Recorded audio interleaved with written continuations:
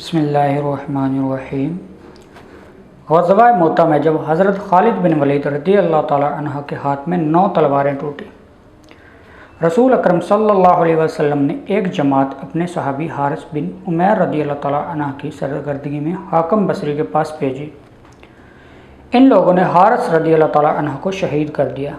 इस पर जमादी अव्वल 8 में हज़ूर अकरम सल्लल्लाहु अलैहि वसल्लम ने एक लश्कर हारिस रज़ी अल्लाह ताला अन्हु का इंतकाम लेने के लिए शाम भेजा और फरमाया, इस लश्कर की क़यादत ज़ैद बिन हारिसा रज़ी अल्लाह ताला अन्हु करेंगे। अगर वो शहीद हो जाएं तो जाफ़र बिन अबी तालिब रज़ी अल्लाह ताला अन्हु क़यादत संभालेंगे, और अगर वो भी काम आ जाए तो क़यादत अब्दुल्ला बिन रवाहा रज़ी अल्लाह ताला अन्हु के सुपुर्द कर दी जाए। मुसलमानों का लश्कर जब बलमका की सरहद पर पहुंचा तो इन्होंने मालूम हुआ कि मुशारफ के मकाम पर हरकल शहंशाह रोम का एक अजीम उलशान लश्कर डेढ़े डाले पड़ा है। यह मालूम करके इन्होंने मोता का रुख किया। वहाँ रोमियों ने इनके दरमियान जंग शुरू की। ज़ैद बिन हारिस रज़ियल्लाहु ताला अन्हु लड़ते हुए शहीद हो गए। इनके बाद जाफ़र बिन अबी तालिब रज़ियल्लाहु ताला अन्हु ने झंडा उठा लिया और लड़ना शुरू किया। जब लड़ाई ने ज़ोर पकड़ा तो वो अपने घोड़े से उतरे और दराना दुश्मन की सफ़ों में घुस गए और शहीद हो गए। इनके बाद अब्दुल्ला बिन रवाहा रज़ियल्लाहु ताला अन्हु ने क़यादत संभाली और शहादत पाई। अब मुसलमानों को लश्कर में कोई सरदार न था जो इनमें निज़ाम कायम रखता और वो मकसद बजा लाता जिसके लिए लश्कर भेजा गया था। मुसलमान इस सूरत हाल से बहुत परेशान हुए। दुश्मन के मुकाबले में इनकी हैसियत आटे में नमक की सी थी और दुश्मन इन्हें बड़ी आसानी से पीस कर रख सकता था। इस नाजुक मौके पर मुसलमानों की नज़र हज़रत खालिद बिन वलीद रज़ियल्लाहु ताला अन्हु पर पड़ी और इन्हें अपना कायद मुंतखब कर लिया। हज़रत खालिद बिन वलीद रज़ियल्लाहु ताला अन्हु के ऐसे कमज़ोर लश्कर के कायद मुंतखब हुए थे जिसकी तादाद 3000 से ज़्यादा न थी। इसके मुकाबले में दुश्मन कम से कम 1.5 लाख तरतीब याफ्ता चुरार लश्कर लिए मैदान में मौजूद था, जिसे अपनी क़ुव्वत व ताकत का कामिल भरोसा था। यही वो रूमी लश्कर कुछ अरसा कबल ईरानियों पर फतह पा चुका था और फतह व कामरानी के नशे में चूर अब मुसलमानों को तबाह व बर्बाद करने के दर पे था। इस मौके पर हज़रत खालिद बिन वलीद रज़ियल्लाहु ताला अन्हु की हरबी सलाहियतें ज़ाहिर हुई और उन्होंने लश्कर को तबाही से बचाने और अपने दुश्मन के नरगे से निकालने में हैरत अंगेज़ तौर पर कामयाबी हासिल की। पहले रोज़ वो जी खोल कर दुश्मन से लड़े। जब रात हुई तो इन्होंने अपने लश्कर की तरतीब बिल्कुल बदल डाली। मुकदमा को साका की जगह कर दिया और साका को मुकदमा की जगह कर दिया। इस तरह मेमना और मिस्रा को भी तब्दील कर दिया। दुश्मन को इस नकल व हरकत से एहसास हुआ कि मुसलमानों की मदद के लिए और कोई ताज़ा दम फ़ौज मैदान में आ गई है।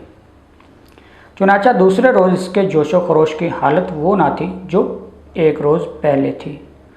इस तरह हज़रत खालिद बिन वलीद रज़ियल्लाहु ताला अन्हु ने वक्ती तौर पर लश्कर इस्लाम को तबाही से बचा लिया और इस तरह दुश्मन को मरगूब करके इन्होंने बड़े करीने से अपने लश्कर को आहिस्ता आहिस्ता पीछे हटाना शुरू किया और कुछ देर बाद इसे दुश्मन को नरगे से सलामती के साथ निकाल लाए।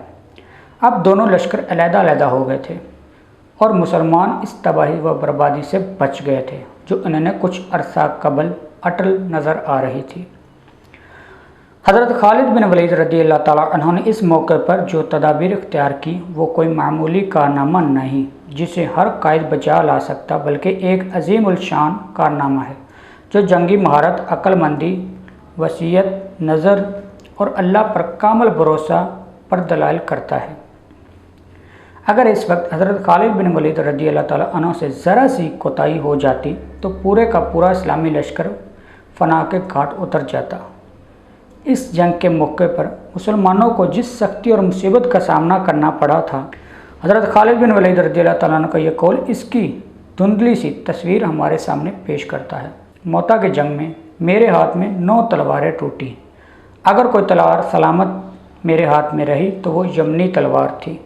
अंदाज़ा कीजिए कि जिस लश्कर के सरदार को खुद लड़ना पड़े और इसके हाथ से 9 तलवारें यक ब दिगर टूट जाएँ, इस पर कैसे जरार लश्कर ने हमला किया होगा और वो सरदार कितना शुजात और दलेर और जंगी हरबों से किस दर्जे वाकफ़ होगा। जिस वक्त ये मार्का हो रहा था और मुसलमानों के सरदार यकबा दिगर शहीद हुए, इस वक्त अल्लाह ताला मदीने में रसूल अकरम सल्लल्लाहु अलैहि वसल्लम के तमाम माजरा दिखा रहा था और आप सल्लल्लाहु अलैहि वसल्लम ने सहाबा रज़ियल्लाहु ताला अलैहि अजमाइन से इन सरदारों की शहादत का हाल बयान कर रहे थे। जब हज़रत खालिद बिन वलीद ने झंडा हाथ में लिया तो आप सल्लल्लाहु अलैहि वसल्लम ने फरमाया, इनके बाद हज़रत खालिद बिन वलीद ने झंडा हाथ में लिया। वो मुकर्रर करदा कायदीन में से नहीं बल्कि इन्होंने खुद अपने आप को कायद बनाया। इसके बाद आप सल्लल्लाहु अलैहि वसल्लम ने फरमाया, ऐ अल्लाह, वो तेरी तलवारों में से एक तलवार है, अब तू ही इसकी मदद फरमा। उस दिन से हज़रत खालिद बिन वलीद रज़ी अल्लाह ताला अन्हा का लक़ब सैफ़ुल्लाह पड़ गया। सच्ची बात तो यह है कि वो नबी करीम सल्लल्लाहु अलैहि वसल्लम के दिए हुए इस लक़ब के पूरे पूरे मुस्तहिक़ थे, क्योंकि इन्होंने इंतहाई नाजुक मौके पर मुसलमानों के लश्कर को तबाही से बचाया। यह हकीकत है कि रसूल अकरम सल्लल्लाहु अलैहि वसल्लम के दिए हुए इस लक़ब में जो जामियत वो किसी आम इंसान की बयान करदा तारीख़ में कभी भी नहीं हो सकती।